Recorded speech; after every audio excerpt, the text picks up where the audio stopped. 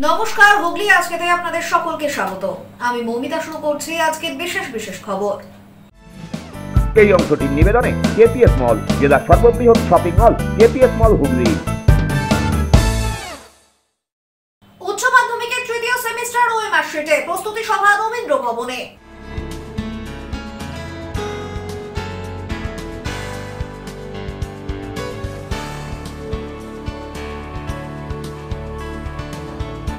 টাকা না পেয়ে বিক্ষোভে গ্রাহক সহ এজেন্টরা, আটক চিটফান্ড মালিক চন্দননগরে।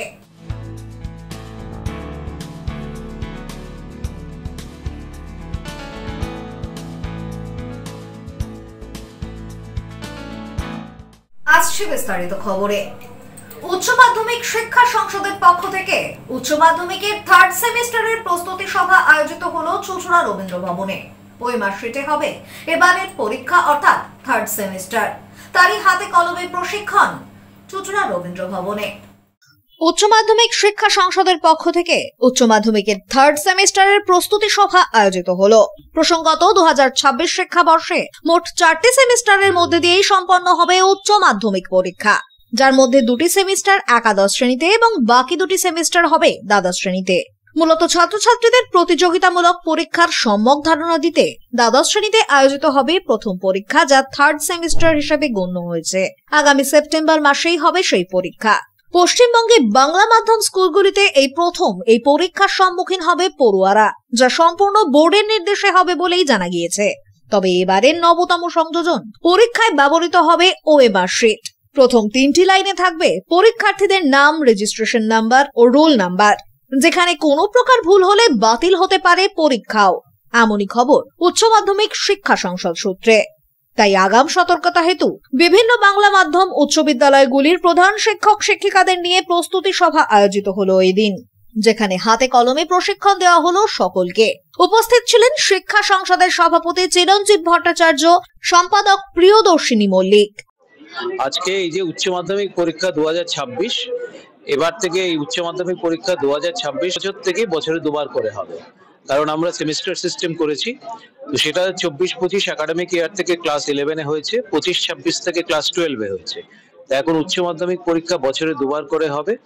একটা হচ্ছে তার ফার্স্ট পার্ট সেপ্টেম্বরে হবে, তার সেকেন্ড পার্ট হচ্ছে নর্মালি মার্চে হবে, যেহেতু 2026 হচ্ছে ইলেকশন ইয়ার, তার জন্য ওটা ফেব্রুয়ারিতে হবে।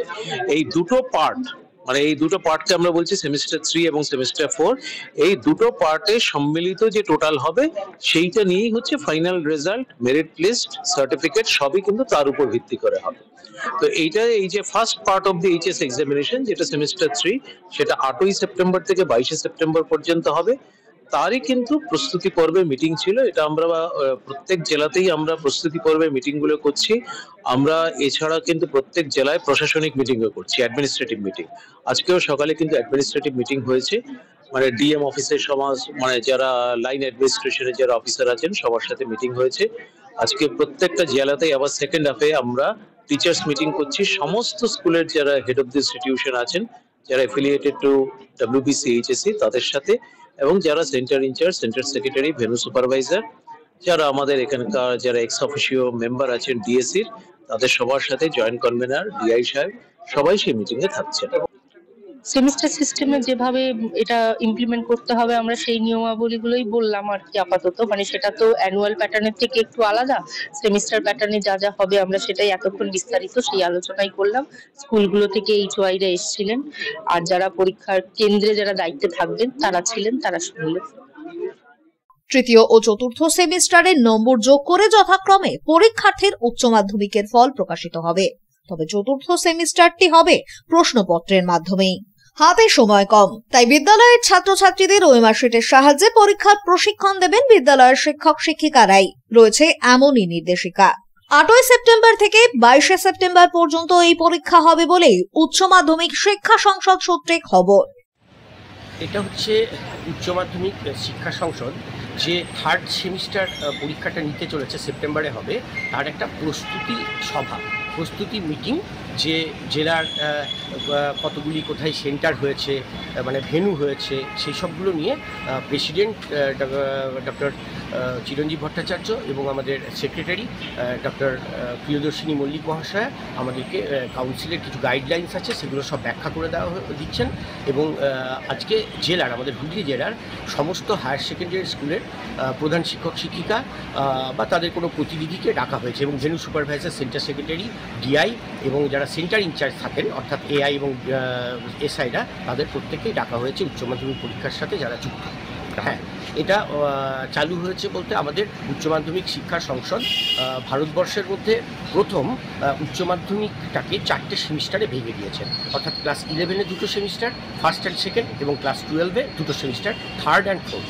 আজকে যে মিটিংটা হচ্ছে এই থার্ড সেমিস্টারটা কীভাবে পরিচালনা করা হবে, কি নতুন নির্দেশিকা কাউন্সিলের রয়েছে সেই সম্পর্কে বিস্তারিত ব্যাখ্যা করছেন। আর থার্ড সেমিস্টারটা ওএমআর শিটে হবে, সেটা বলে দিলেন এক্ষুনি প্রেসিডেন্ট স্যার, এবং কাউন্সিলের ওয়েবসাইটে তার স্যাম্পল ওএমআর আপলোড করেও দেওয়া হয়েছে। চুঁচুড়ার রবীন্দ্র ভবনে এদিনের এই প্রস্তুতি সভা আয়োজিত হয়। ব্যুরো রিপোর্ট, হুগলি আজকে।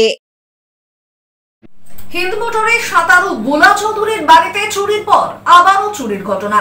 কোন্নগরের নাট্যশিল্পীর বাড়িতে এবারে চুরি, ঘটনায় আটক এক। নিরাপত্তা নিয়ে ক্ষোভ প্রকাশ স্থানীয়দের। হিন্দমোটরে সাঁতারু বুলা চৌধুরীর বাড়ির পর এবার কোন্নগরের নাট্যশিল্পীর ভাইয়ের বাড়িতে চুরি। শিল্পীর ভাইয়ের ঘরে চুরির ঘটনায় চাঞ্চল্য সৃষ্টি হয়েছে এলাকায়। উত্তরপাড়া থানা এলাকায় বারংবার চুরির ঘটনায় নিরাপত্তা নিয়ে প্রশ্ন তোলা হচ্ছে। কোন্নগর পুরসভা 17 নম্বর ওয়ার্ড মাস্টারপাড়ার বাসিন্দা নাট্যশিল্পী অভিরূপ গুপ্ত, তার মেজ ভাই অভিজিৎ গুপ্ত গত হয়েছেন। ভাইয়ের স্ত্রী শিপ্রা গুপ্ত বাড়ির একাংশে বসবাস করেন। অভিরূপ বাবু জানান, নাতনি হওয়ায় ব্যারাকপুরে মেয়ের বাড়িতে গিয়েছেন মেজ ভাইয়ের স্ত্রী। তার বাড়ি তালা দেওয়াই ছিল। পিছনের গেটের তালা ভেঙে বাড়িতে ঢোকে চোর। ঘরের আলমারির চাবি খুলে সোনার গহনা, টাকা, মূল্যবান জিনিসপত্র নিয়ে যায়। রবিবার সন্ধ্যায় চুরি হয়ে থাকতে পারে বলেই অনুমান তাদের। সোমবার সন্ধ্যার পর বিষয়টি নজরে আসতেই উত্তরপাড়া থানায় খবর দেওয়া হয়। তদন্তে নামে পুলিশ। নাট্যশিল্পী বলেন, ঘরে যেভাবে ঢুকে আলমারি না ভেঙে চাবি দিয়ে খুলেছে তাতে বোঝা যাচ্ছে দুষ্কৃতী জানতো কোথায় কি জিনিস থাকে। তাই মনে হয় কোনো পরিচিত কারোরই কাজ। অচেনা কেউ এরকম ঘটনা ঘটাতে পারে না। ইতিমধ্যে পুলিশকে খবর দেওয়া হয়, পুলিশ আসে। দেখা যাচ্ছে ঘরে সমস্ত কাপড় জামা সব লন্ডভন্ড, ভারী জিনিস কিছু চুরি হয়নি, কিন্তু সোনা যা ছিল, টাকা পয়সা যা ছিল সব চুরি হয়ে গেছে এবং সেগুলো খাটের উপরে এলোমেলো ছড়ানো। মজার ব্যাপার হচ্ছে তালাগুলো আলমারির ভাঙা না, আলমারির তালাগুলো খোলা। মানে যিনি করেছেন বা যারা এসেছিলেন তারা খুব ওয়াকিবহাল এবং তাদের কাছে চাবি বা ডুপ্লিকেট চাবি ছিল, যার জন্য তালাটা ভাঙেনি। আলমারির তালা খুলে খুব আস্তে সব জিনিস বের করেছে। কোথায় কি থাকে তারা জানে এবং ঠিক সেই জিনিসগুলো কোন কোন ঘরে রাখা সে সম্বন্ধেও তারা জানে। এমনকি এই যে পেছনের দিকের একটা দরজা আছে, এই দরজাটা আমাদের প্রতিবেশীরাও অনেকে জানে না, কিন্তু তারা জানে। অর্থাৎ এটা অনুমেয় যে রেকি করেছে, কেননা মেইন গেটটা তালা বন্ধ ছিল, রাস্তার দিকের গেটটা, এবং রাস্তার দিকের গেটটা 3-4 দিন ধরে তালা বন্ধ ছিল বলে তারা এই খোঁজ খবরটা পেয়েছে। পদ্মশ্রী জয়ী সাঁতারু বুলা চৌধুরীর বাড়ি থেকে পদক চুরির 48 ঘন্টার মধ্যে পুলিশ তৎপরতার সঙ্গে চোরকে ধরে পদক উদ্ধার করেছে। তেমনি এই চুরির কিনারা করবে এমনটাই আশা করা যায়। প্রতিবেশী অর্ণব দাস বলেন, মানুষের নিরাপত্তা বলে কিছুই নেই। উত্তরপাড়ায় যা ঘটছে তাতে বাড়িতে তালা মেরে কোথাও যাওয়া যাবে না। দুর্নীতি স্বর্গরাজ্যে পরিণত হয়েছে উত্তরপাড়া বিধানসভা। বোঝা যাচ্ছে যে চতুর্দিক থেকে চুরি হচ্ছে। বাদ যায়নি বুলা চৌধুরী। আজকে আমি যেখানে থাকি তার উল্টো দিকের বাড়ি, সমস্ত সোনা গয়না চুরি হয়ে গেছে। প্রশাসন নিশ্চুপ। এবার আমি জানি না, বুলা চৌধুরী বাড়িতে শুনলাম 48 ঘন্টার মধ্যে সুরাহা হয়েছে। এই সুরাহা হবে কি হবে না, কিন্তু এটা কোন করে হচ্ছে কি, চুরির স্বর্গরাজ্যে পরিণত হয়েছে। একের পর এক চুরি। কদিন আগে আপনারাই খবর করেছিলেন যে ওই ট্রাক ড্রাইভারদের কাছ থেকে চুরি, আবার গুন্ডারাজ, চুরি, মস্তানি, রাহাজানি। আর আমাদের এই মাস্টারপাড়া ওয়ার্ডে তো মানাই যায় না। কোন্নগরের অন্যতম সবচেয়ে এগিয়ে থাকা এলাকা, শিক্ষিত মানুষের বাস সবচেয়ে বেশি। এরকম একটা জায়গায় দাঁড়িয়ে আজকে এরকম চুরি, এবং 8 মাসের মধ্যে একটা বাড়ির পর আবার চুরি হলো। ঠিক একটা বাড়ি আগে চুরি হয়েছে 8 মাস আগে। কোন জায়গায় যাচ্ছে, সমাজটা কোন জায়গায় যাচ্ছে। ওই ওয়ার্ডের তৃণমূল কাউন্সিলর বিশ্বনাথ চক্রবর্তী বলেন, পুলিশ এবং পরিবারের অনুমান খুব পরিচিত কারুরই কাজ। একজনকে পুলিশ আটক করেছে বলেই শুনেছি। সব জায়গায় সিসিটিভি ক্যামেরা নেই, পুলিশকে আরো সক্রিয় হতে হবে। তো সুতরাং পুলিশের মতন তদন্ত করছে। একজনকে অলরেডি পুলিশ আটক করেছে, ইতিমধ্যেই ঘটনা ঘটার সাথে সাথে পুলিশ আটক করেছে এবং আশা রাখি পুলিশ যথাযথ তদন্ত করে যা ব্যবস্থা গ্রহণ করা সম্পূর্ণভাবে করবে। দেখুন কি হচ্ছে না হচ্ছে আমি বলবো না, কিন্তু একটা কথা বলবো, পুলিশকে কোনো করে আরও বেশি যতটা অ্যাক্টিভ হওয়া যাবে ততটা ভালো। কারণ বাস্তব ঘটনা বিগত 1 বছর বেশ কিছু মাস ধরে বেশ কিছু ঘটনা যেটা না হওয়ার ছিল সেই ঘটনা কোন্নগরের বুকে ঘটেছে। আশা রাখবো পুলিশ প্রশাসন যথাযথ ব্যবস্থা গ্রহণ করবে এবং আরও যা যা দরকার পুলিশের পদক্ষেপ গ্রহণ করা, আগামী দিনে টহলদারি বাড়ানো থেকে শুরু করে পুলিশের পক্ষ থেকে সিসিটিভি থেকে শুরু করে যা যা লাগানোর প্রয়োজন ছিল সেগুলো আশা করি। ব্যুরো রিপোর্ট, হুগলি আজকে।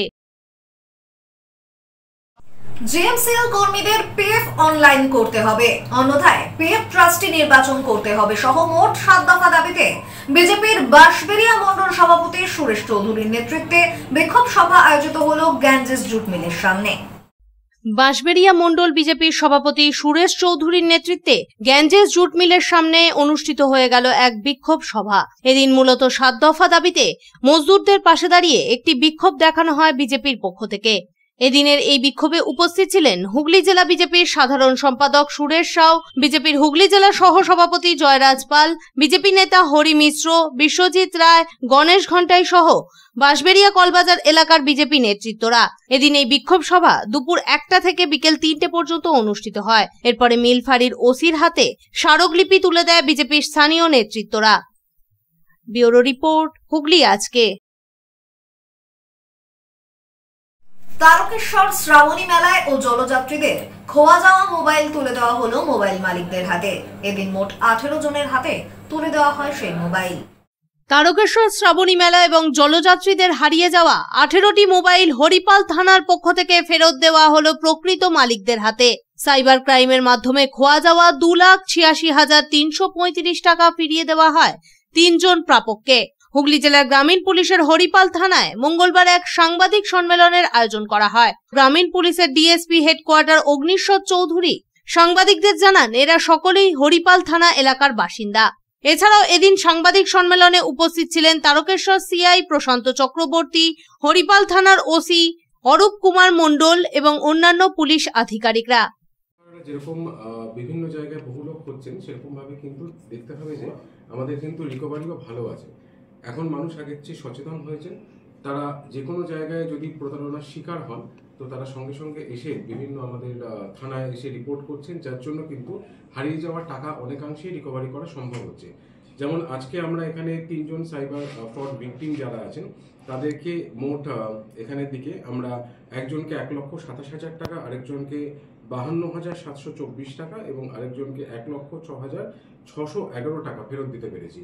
2025 সালে ইতিমধ্যে আমরা 8,04,811 টাকা প্রতারিত যারা হয়েছেন তাদের কাছে তুলে দিতে পেরেছি। এটাও কিন্তু আমাদের সাইবার থানা এবং এই থানার মধ্যে আমাদের হুগলি জেলা রুরাল পুলিশের বিভিন্ন থানাতে যে সাইবার ইউনিট আছে তাদের কিন্তু এটা একটা বড় সাফল্য। এছাড়া আজকে আমরা এখানের দিকে মোট 18টি মোবাইল, যাদের মোবাইল হারিয়ে গিয়েছিল বিভিন্ন অকেশনে, তাদের হাতে আমরা তুলে দিতে পেরেছি। এছাড়া শ্রাবণী মেলাতে যারা মোবাইল হারিয়েছিলেন তাদের মধ্যে 11টি মোবাইল রিকভার করা সম্ভব হয়েছে এবং টোটাল 29টি মোবাইল কিন্তু এই খুব কম সময়ের মধ্যে আমরা এদের হাতে তুলে দিতে পেরেছি। ব্যুরো রিপোর্ট, হুগলি আজকে। চন্দননগর হরিদ্রাডাঙ্গায় প্রতিবেশী পরিবারের হামলায় গুরুতর জখম 3। রক্তাক্ত অবস্থায় একই পরিবারের 3 জনকে হাসপাতালে ভর্তি করা হয়েছে চিকিৎসার জন্য। ঘটনার তদন্তে পুলিশ। চন্দননগরের হরিদ্রাডাঙ্গা এলাকার সোমবার বিকেলে রক্তাক্ত হামলায় চাঞ্চল্য ছড়ালো।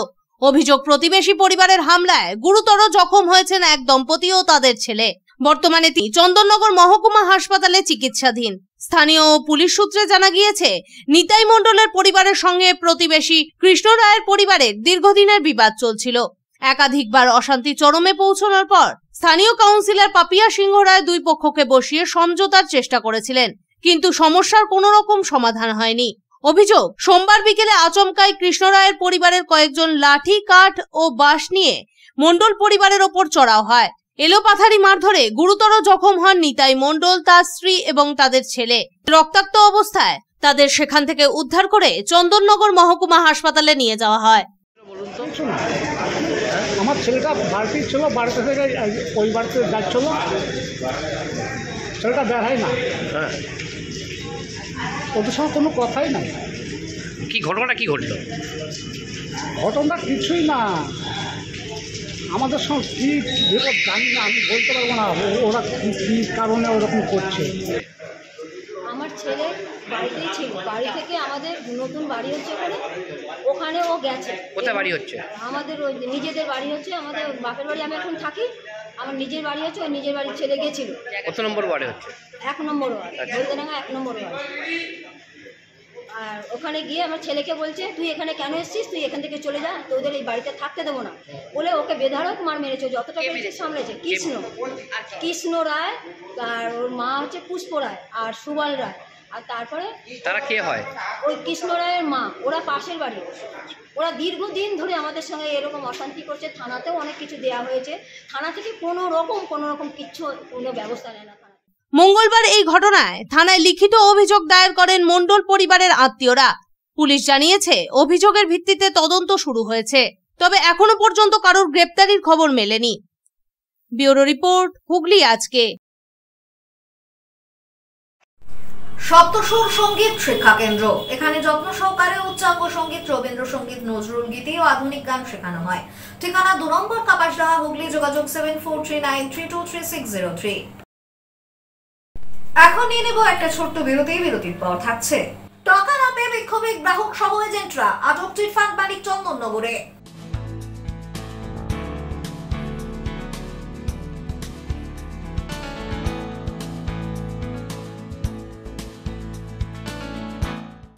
বিরতির পর ফিরে আসবো আরো অন্যান্য খবর নিয়ে। হুগলি আজকের সঙ্গে থাকুন। Enjoy a weekend at Vedam, the paradise of peace. A home away from home.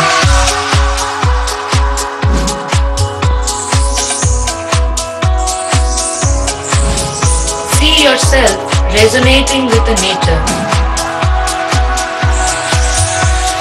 Vedam welcomes you to create your best memories.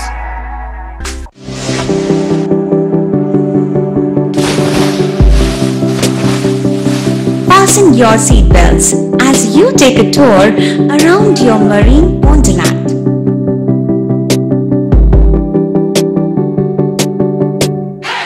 Spend a day at Aqua Marina and enjoy an array of water slides that give you butterflies in your tummy.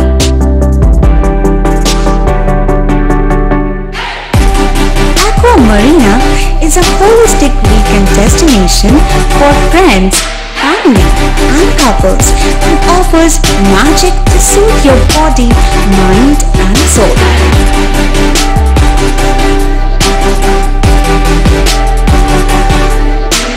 Aqua Marina, your customized magician. Welcome aboard and see the magic unfold. Shivam polyclinic, বহু বিশেষজ্ঞ চিকিৎসকের পরামর্শ এবং বিভিন্ন ধরনের চিকিৎসা পরিষেবা নিয়ে হাজির আপনাদের সামনে। ইসিজি, রক্ত পরীক্ষা, সুগার পরীক্ষা, radiology, CT scan, MRI, USG, ECG, echo সহ একগুচ্ছ পরিষেবা ন্যায্য মূল্যে পেতে আজই যোগাযোগ করুন শিবম পলিক্লিনিকে। বাড়িতে গিয়ে রক্ত সংগ্রহের সুব্যবস্থাও রয়েছে। ঠিকানা river bridge plaza, 37 GT road, Chandni, Hooghly. যোগাযোগ 9903921301। ব্যান্ডেল মোড়ের কাছে ক্যালকাটা ফার্নিচার, এখানে বিভিন্ন ডিজাইনের সেগুন কাঠের খাট, ওয়ার্ড্রপ, ড্রেসিং টেবিল, সেগুন কাঠের dining table, sofa cum bed এবং স্টিল আলমারিও পাওয়া যায়। এখানে ইএমআই এর সুব্যবস্থা আছে। প্রতিটি কেনাকাটার উপর পেয়ে যান আকর্ষণীয় উপহার। বেডরুম সেট এখানে মাত্র ৪৯,৯৯০ টাকা থেকে শুরু। ইএসআই হাসপাতালের মেন গেট ছাড়িয়ে ব্যান্ডেল মোড়ের কাছে ক্যালকাটা ফার্নিচার। আমাদের ফোন নম্বর 9477931336। তারার কৃপা ধন্য মাতৃ সাধক জ্যোতিষ শাস্ত্রী বাস্তুবিদ রত্ন বিশারত্রী অশোক শাস্ত্রী এবার আপনার শহরে। বিদ্যায় বাধা, মাদকাসক্ত, কর্মে বা ব্যবসায় বাধা, প্রেমে বা বিবাহের জটিলতা, বিচ্ছেদ, বশীকরণ, বাস্তুদোষ, শত্রু দমন, সকল সমস্যার নিশ্চিত সমাধান। Date of birth, time, place of birth দ্বারা সম্পূর্ণ বিজ্ঞানসম্মত ভাবে যে কোনো সমস্যার নিশ্চিত সমাধান। কোনো সমস্যাই নয় যদি থাকে শ্রী অশোক শাস্ত্রীর সহ। চুঁচুড়া শতাব্দী প্রাচীন দি ডিউক ক্লাবে একই ছাদের নিচে শান্ত ও সুস্থ পরিবেশে যোগা, জিম এবং মেয়েদের জন্য অ্যারোবিক্সের ব্যবস্থা রয়েছে। একই সাথে একমাত্র চুঁচুড়াতেই বিশেষজ্ঞ কোচ দ্বারা বড় এবং ছোটদের টেনিস এবং টেবিল টেনিসের প্রশিক্ষণের পাশাপাশি রয়েছে খেলার সুব্যবস্থা। ভর্তি চলছে, সত্তর যোগাযোগ করুন চুঁচুড়া ঘড়ির মোড়ের কাছে দি ডিউক ক্লাবে। হুগলির চকবাজারে অবস্থিত the Hooghly cooperative credit bank লিমিটেডে হোম লোন মাত্র 7.70% থেকে শুরু, ব্যবসার লোন 9.20% থেকে শুরু, গোল্ড লোন 7.6% থেকে শুরু, প্রসেসিং চার্জ 1.25%। বিশেষ দ্রষ্টব্য, টেকওভার লোনে কোনো প্রসেসিং চার্জ নেই, অন্যান্য ক্ষেত্রে 5,000 টাকা। হুগলির চকবাজারে অবস্থিত the Hooghly cooperative credit bank limited এবার থেকে এটিএম পরিষেবা নিয়ে হাজির। দেশের যে কোনো ব্যাংকের ডেবিট কার্ড এই এটিএম এ গ্রহণযোগ্য। আমাদের প্রধান শাখা হুগলির চকবাজারে। ফোন নাম্বার 033-2680-2399, 2680-7208 এবং 2680-6046। চুঁচুড়া শহরের প্রসিদ্ধ ফিজিওথেরাপিস্ট ডক্টর প্রদীপ রায়ের কাছ থেকে হাতে নাতে ফিজিওথেরাপি শেখার সুবর্ণ সুযোগ। গত 10 বছরের ও বেশি সময় ধরে 1000 জনেরও বেশি পেশেন্টকে সম্পূর্ণ সুস্থ করে তুলেছেন ডক্টর প্রদীপ রায় এবং তার কিউর এন্ড কেয়ার ফিজিওথেরাপি সেন্টার। এবার সেখানেই লাইভ প্র্যাকটিস সহ রিয়েল পেশেন্টকে ফিজিওথেরাপি করিয়ে হাতে নাতে শেখার সুযোগ। সঙ্গে আরও থাকছে অত্যাধুনিক যন্ত্র ব্যবহার এবং ডিজিটাল ক্লাসরুমের সুব্যবস্থা। ফিরে এলাম বিরতির পর। গভর্নমেন্ট স্বীকৃত প্যাডেই চলত চিট ফান্ডের কর্মকাণ্ড। টাকা না পেয়ে এজেন্ট ও গ্রাহকরা অবশেষে বিক্ষোভে সামিল হলেন। আটক চিট ফান্ড মালিক চন্দননগরে। চন্দননগর বাগবাজারে চিটফান্ডের মালিকের বিরুদ্ধে বিক্ষোভে সরব গ্রাহক সহ এজেন্টরা। আটক চিটফান্ডের মালিক। জানা যায় দীর্ঘদিন ধরেই এক মহিলা এবং তার স্বামী মিলে একটি চিটফান্ড চালিয়ে আসছেন চন্দননগর বাগবাজার এলাকায়। বহু মানুষকে ভুল বুঝিয়ে নানা রকম নতুন বীমার প্রলোভন দেখিয়ে এই চিটফান্ডে টাকা রাখতে বাধ্য করেছিল তারা। অবশেষে গ্রাহকদের নিজস্ব টাকাই ফেরত দেওয়া হয়নি গ্রাহকদের। তারই প্রতিবাদে এদিন চিটফান্ডের মালিকের বাড়ির সামনে দাঁড়িয়ে বিক্ষোভে সামিল হতে দেখা যায় গ্রাহকদের। নিজস্ব টাকা প্রাপ্তির দাবিতে বিক্ষোভ দেখাতে থাকেন তারা। অবশেষে ঘটনাস্থলে আসে চন্দননগর থানার পুলিশ। পুলিশ এসে ওই মহিলাকে আটক করে নিয়ে যায়। যদিও মহিলার দাবি তিনি যে সংস্থাটি চালাতেন তার মূল সংস্থা বন্ধ হয়ে যাওয়ার কারণেই এমন সমস্যার সম্মুখীন হতে হচ্ছে সকলকে। যদিও তিনি বাড়ি বিক্রি করে কিছু গ্রাহকদের টাকা মিটিয়েছেন বলেই দাবি তার, তবে সকলের টাকা মেটানো এখনো সম্ভব হয়ে ওঠেনি তার পক্ষে। সেন্ট্রাল গভর্নমেন্ট এদের বইতেই সব লেখা আছে। সেন্ট্রাল গভর্নমেন্ট করেছে এটা? না, সেন্ট্রাল গভর্নমেন্টে নয়, government of India, ministry of agriculture থেকে আমাদের এই যে সোসাইটি সেটা, এবং সেখানে আমরা এইভাবেই কালেকশন করে তুলতাম। টাকাটা জমা দিতেন কোথায়? ওটা হেড অফিসেই বন্ধ হয়ে যাওয়ার পরে তারপরে কিন্তু আমরা নিজেরাও বুঝে উঠতে পারছিলাম না কি করব। কোথায় হেড অফিস কোথায়? যেটা তৈরি করেছে সেটা হচ্ছে যে আমরা সিআরসিএস এবং আরবিআইয়ের কাছে কমপ্লেন করার পর ডিসেম্বরে যখন জানতে পারি কমপ্লেন, তারপরে আমরা হাইকোর্টেও কেস করেছি এবং ওখান থেকে ওরা কিন্তু রিক্রুট করেছে। অলরেডি লিকুইডেটার রিক্রুট করে দেওয়া হয়েছে, লিকুইডেটার অলরেডি ফর্মও দিয়েছে। কনজিউমারদেরকে বলাই হয়েছে সেই ফর্ম যদি দেওয়া হয় জমা করে তাদের অ্যাকাউন্টে ডাইরেক্ট টাকাটা দিয়ে দেওয়া হয়। সবই আছে আছে উনি যে বলছেন ডিসেম্বর উনি জমা করেছিলেন, উনি বলছেন না ডিসেম্বর, উনি কিন্তু আমরা কিন্তু জানুয়ারি ফেব্রুয়ারি মাসে টাকা 40 লাখের উপরে টাকা আমি কিন্তু অনেক কাস্টমারের কাছে আমরা টাকা পৌঁছেছি। কি টাকা পাবে কাস্টমার যদি সেভিংস অ্যাকাউন্ট না, মানে তার আগে কি করতেন? এক বছর আগে আপনারা কি করতেন? সেভিংস অ্যাকাউন্ট বারবার কিছুই করতেন না? বই দিয়ে দেবো আগে 3 মাস তো মানে আপনি জানতেন না যে এগুলো হবে? কেউ জানলে এসব খোলে আমরা নিজেরাও, কারণ এটা 12 সাল থেকে এটা চালু। এত উনি জানার পরেও তো উনি চালিয়ে গেছেন টাকা। এটা কি সেন্ট্রাল গভর্নমেন্ট করেছে? এটা সেন্ট্রাল গভর্নমেন্ট করে নিশ্চয়ই। অপরদিকে এই চিটফান্ডের এজেন্টরা জানান তারা যাদের থেকে টাকা সংগ্রহ করেছিলেন সেই সকল গ্রাহকরা বিভিন্ন সময় তাদের ধরে বিক্ষোভ দেখাচ্ছিলেন। এমন সমস্যায় আজ এজেন্ট সহ সাধারণ মানুষ সামিল হন বিক্ষোভে। মানুষের কাছে যেতাম, আমাদের রোজ টার্গেট থাকতো 1 থেকে 2 করে বই করতেই হবে, সেইটা আমরা করে নিয়ে আসতাম। কেউ 100 টাকা, 200 টাকা, 50 টাকা, আমার 500-600 টাকারও বইয়ের কাস্টমার আছে, মানে রোজ করিয়েছিলাম, রোজ তারা জমাতো। হ্যাঁ, কেউ পলিসি করাতো, কেউ কালেকশন তুলতো, ঠিক আছে। এমন নয় যে আমি এক জায়গায় পলিসি করাচ্ছি, এক জায়গায় কালেকশন তুলছি, সেরকম না, বিভিন্ন জায়গায় পাঠিয়ে দেওয়া হতো। পলিসি কি ছিল? জীবন বীমার? হ্যাঁ, জীবন বীমা ছিল না, daily deposit scheme, DDS, daily scheme, daily collection স্কিমে বই হতো। এবার সেটা বলা হয়েছিল 5% ইন্টারেস্ট সমেত 1 বছর বাদে ফেরত পাবে। এবার যখন আমরা দেখি আগস্ট মাস থেকে প্রায় কিছু কিছু ওই বই আপ টু ডেট হচ্ছে না, অর্ধেক কাস্টমারের বই বেরোচ্ছে না, আমাদের মনে তখন সন্দেহ জাগে, আমরা তখন কাজ ছেড়ে দিই। তারপরে নভেম্বর মাস থেকে মেন ঝামেলাটা শুরু হয়, অর্ধেক কাস্টমার টাকা পায় না, যারা এসে ঝামেলা করেছে তারা টাকা পেয়েছে, আর যারা ঝামেলা করেনি তারা টাকা পায়নি। আর ভেতরের খবর দাদা আমরা কোনোদিন কিচ্ছু জানতাম না, আমরা বাইরে কাজ করতাম, ভেতরে 4 জন বসে কাজ করতো, ওনার ডানা ধোয়া, কেউ আসে না। কোথায় ছিল অফিস? বাগবাজার পেট্রোল পাম্পের পাশে, ডাবুর পেট্রোল পাম্পের পাশে। এই হচ্ছে একটা বই, যে বইটা উনি দেখিয়ে কাস্টমারদের থেকে টাকা তোলাতেন আমাদের দিয়ে, আমাদেরকে মাস গেলে মাইনে দিতেন, আমাদেরকে টার্গেট ফিক্স করে দিতেন, আমরা মার্কেটে ঘুরে কাজ করতাম, আমরা ভেতরের খবর জানতাম না। উনি পুরোটা ম্যানেজ করতেন, আমাদের ম্যানিপুলেট করে উনি বলেছিলেন যে এরকম এরকম কাজ, টার্গেট আছে, আছে, তোমরা মাইনে পাবে, সেইভাবে আমরা কাজ করতাম, কাস্টমারদের থেকে টাকা তুলতাম। কিভাবে টাকা তুলতে? প্রতিদিন কাস্টমারদের থেকে ক্যাশ নিতাম, প্রতিদিন দিয়ে এখানে সই করে দিয়ে আসতাম, ওনার কাছে ডিপোজিট করতাম। 100 টাকা, 200 টাকা ডেলি, 300 টাকা ডেলি, 500 টাকা ডেলি, এরকম ডেলি রেগুলার তুলে আনতাম, দিয়ে ওনাকে কালেকশন তুলে দিতাম। উনি কালেকশনগুলো জমা করতেন, কোথায় কি করতেন জানি না, উনি নিজের কাছেও নিয়ে আসতেন, নিজের কাছে নিয়ে এসে রাখতেন, এ করতেন, নিজের ব্যবহারে কাজে লাগাতেন, ঠিক আছে। উনি যখন টাকাটা দেখলাম যে আর কাস্টমাররা রিটার্ন পাচ্ছে না, আস্তে আস্তে আমরাও কাজ ছাড়া শুরু করে, কারণ আমরা লাস্টের দিকে স্যালারি পাইনি, অনেকে আছি আমরা যারা 3 থেকে 4 মাস কাজ করে মাইনে পাইনি, তখন আমরা কাজ ছেড়ে দিই। কিন্তু কাস্টমাররা যেহেতু আমাদের কাছ থেকে পেয়েছিল, টাকাগুলো তুলেছিলাম, সেজন্য তারা এখন আমাদেরকে ধরছে। আমরা যখন ওনার কাছ থেকে টাকাটা চাইছি, উনি তখন টাকাটা দিতে চাইছেন না, উনি পরে বলছেন টাকাটা কোনোভাবে নয় হয়ে গেছে, কিছু হয়েছে, এসব উল্টোপাল্টা গল্প শোনাচ্ছেন আমাদের। উনি এরপরে বলছেন যে আমি আমার বাড়ি বিক্রি করে দিয়ে দেবো, এটা ওনার হাজবেন্ড, ওনারা দুজন মিলেই বলেছিলেন, কারণ ওনারা শুরুতে সামনে SBI কিওস্ক দেখিয়েছিলেন, SBI দেখিয়ে কাস্টমার টানতেন, ভেতরে ওনাদের এই হিউম্যান নামে চলতো। এরপরই পুলিশ ঘটনাস্থলে এসে আটক করে নিয়ে যায় চিটফান্ডের মালিককে। ব্যুরো রিপোর্ট, হুগলি আজকে। আমি চোর নই, আমি বালি মাফিয়া নই, গরু পাচারের সঙ্গে আমার কোনো যোগ নেই। 26-এর বিধানসভা নির্বাচনের আগে বরাবর কেন্দ্রের শাসক তথা বিধায়ক মনোরঞ্জন ব্যাপারীর এই মন্তব্য ঘিরেই সরগরম রাজ্য রাজনীতি।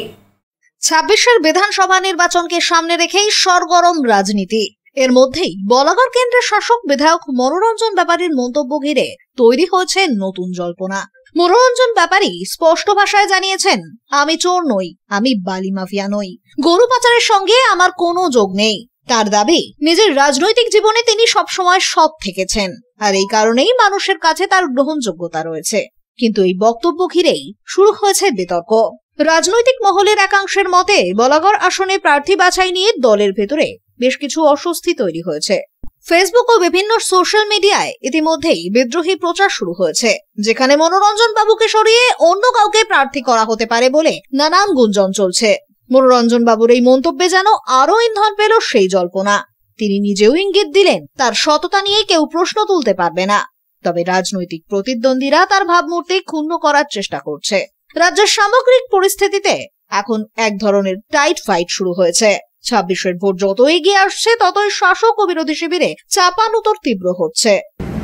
কিছু লোক এই বলাগড় থেকে 1-1.5 বছর আগে থেকেই শুরু করেছে, আপনি আর টিকিট পাবেন না, আপনি আর টিকিট পাবেন না। আমি কেন টিকিট পাবো না?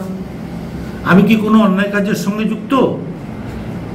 এখানে বলতে গিয়ে আমি বলেছি যে আমি কি বালি চুরি করি, মাটি চুরি করি, সবুজ দ্বীপের গাছ কেটে বিক্রি করি, রেশনের মাল পাচার করি, গরু পাচার করি, গাঁজার ঠেক থেকে পয়সা নিই? তাহলে আমাকে দল টিকিট দেবে না কেন? কি আমার অপরাধ? আমি তো মানুষকে পরিষেবা দিই। কোনো বিধায়ক 365 দিন তার বিধানসভা ক্ষেত্রে পড়ে রয়েছে, দিনরাত 24 ঘন্টা, নিজে কাপড়ের বান্ডিল নিয়ে ঘুরে ঘুরে, টিপলের বান্ডিল নিয়ে ঘুরে ঘুরে পাড়ায় পাড়ায় দিয়ে বেড়াচ্ছে গরিব মানুষকে, আছে কোনো রেকর্ড? তা আমি এই কাজগুলো করার জন্য আমাকে দল টিকিট দেবে না? তার জন্য আমি তাদের বলেছি যে এত উল্লাস হবার তোমার কি আছে? যারা আমার বিরুদ্ধে বলে আমি টিকিট পাবো না, আমি টিকিট পাবো না, তুই পাবি, তোদের পাবে কেউ, তাহলে এত আনন্দ হবার কি আছে? এক বিন্দু জমি ছাড়তে নারাজ উভয় পক্ষই। তাই বলাগড়ের মতো আসনেই এখন নজর বাড়ছে সাধারণ মানুষের। রাজনীতির পর্যবেক্ষকদের মতে মনোরঞ্জন ব্যাপারীর বক্তব্য শুধু নিজের অবস্থান পরিষ্কার করার জন্য নয়, বরং দলের ভেতরের সংকেতের দিকেও আঙুল তুলছেন তিনি। প্রার্থী তালিকা প্রকাশের আগে এ ধরনের প্রকাশ্য প্রতিক্রিয়া নিঃসন্দেহে বড় রাজনৈতিক বার্তা বহন করছে। ব্যুরো রিপোর্ট, হুগলি আজকে। 63তম বার্ষিক উৎসব আয়োজিত হল চুঁচুড়া রথতলা বিবেকানন্দ শিশু শিক্ষা মন্দিরের। চুঁচুড়া রবীন্দ্র ভবনে পড়ুয়াদের নিয়ে নাচ গান আবৃত্তি সহযোগে আয়োজিত হয় মনোজ্ঞ সাংস্কৃতিক অনুষ্ঠান। যেখানে রাজ্যের বহু বাংলা মাধ্যম স্কুল ধুঁকছে, সেখানেই হুগলি চুঁচুড়ার 63 বছরের প্রাচীন বিদ্যালয় বিবেকানন্দ শিশু শিক্ষা মন্দির তার ঐতিহ্য এবং সুনাম অক্ষুণ্ণ রেখেই এগিয়ে চলেছে। প্রতি বছরই ছাত্রছাত্রীর সংখ্যা ক্রমবর্ধমান এই বিদ্যালয়ে।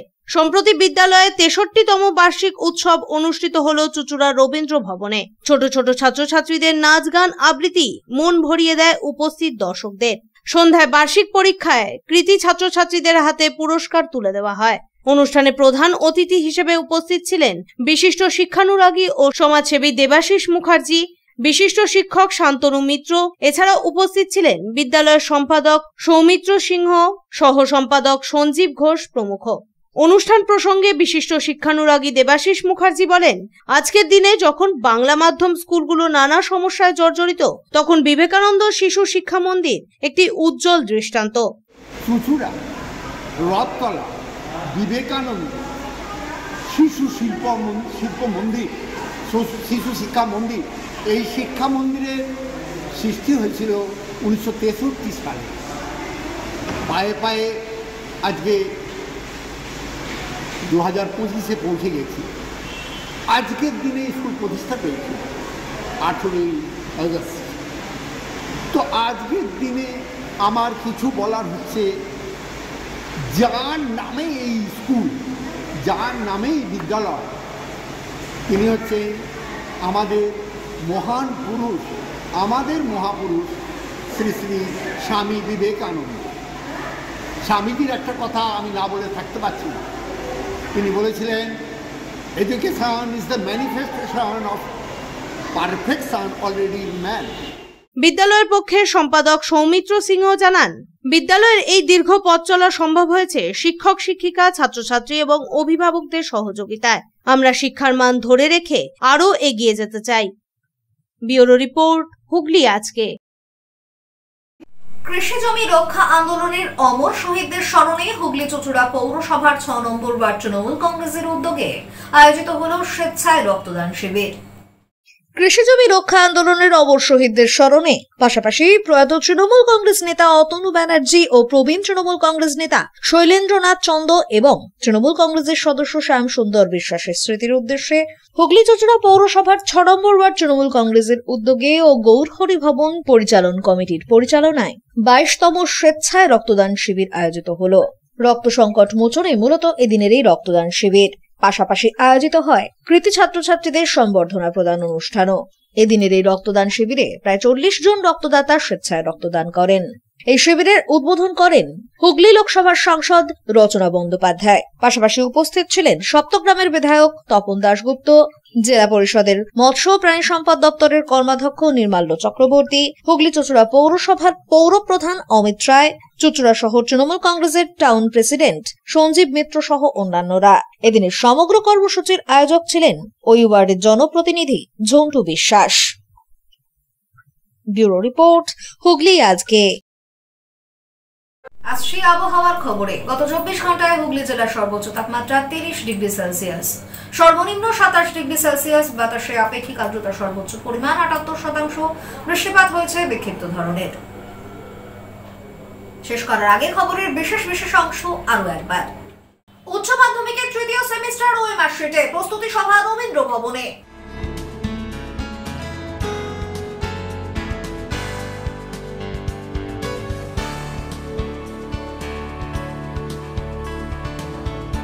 টাকা না পেয়ে বিক্ষোভে গ্রাহক সহ এজেন্টরা, আটক চিটফান্ড মালিক চন্দননগরে।